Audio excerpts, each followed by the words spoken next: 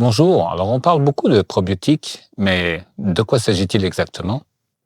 Si le mot est passé dans le domaine public depuis une quinzaine d'années, il y a 20 ans en arrière, c'était encore assez avant-gardiste et personne ne peut imaginer que les probiotiques, sous leur forme actuelle, pouvaient avoir un intérêt. Il s'agit en fait de bactéries qui sont présentes naturellement dans notre intestin et dont le consensus admet aujourd'hui qu'elles ont un effet favorable sur la santé de l'hôte qui les héberge.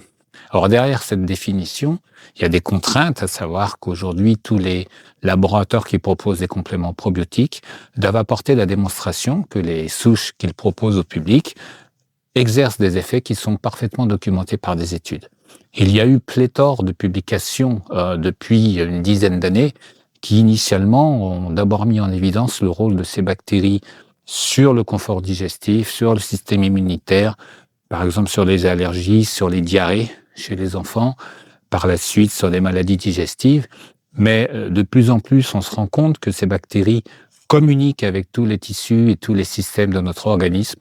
Et il n'y a pas un jour où on ne découvre pas une nouvelle application potentielle à l'utilisation des probiotiques, qu'il s'agisse du lien avec les fonctions cérébrales, de l'intervention sur notre métabolisme, sur notre peau, sur les troubles de l'humeur. Bref, c'est un domaine en pleine effervescence qui nous apporte énormément de données et qui est porteur de très nombreuses promesses pour les 10 ans à venir.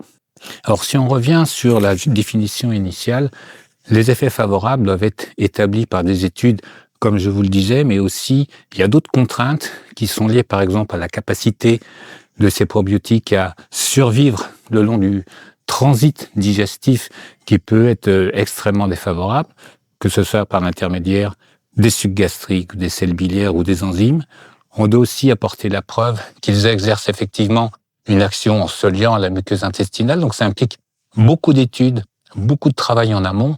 Et la conception d'un complément probiotique est le fruit d'un long cheminement depuis le fait qu'on imagine quelle souche peut potentiellement être intéressante jusqu'au moment où, après la dernière étude clinique, on parvient à les mettre sur les marchés et à tester in vivo leur efficacité sur les patients auxquels ils s'adressent. Et bien évidemment, un probiotique dans l'absolu, ça veut rien dire. Chaque souche est porteuse d'effets qui lui sont spécifiques, qui ne sont pas ceux des autres. Et dire que je prends des probiotiques, dans l'absolu, c'est aussi précieux que dire je mange des légumes.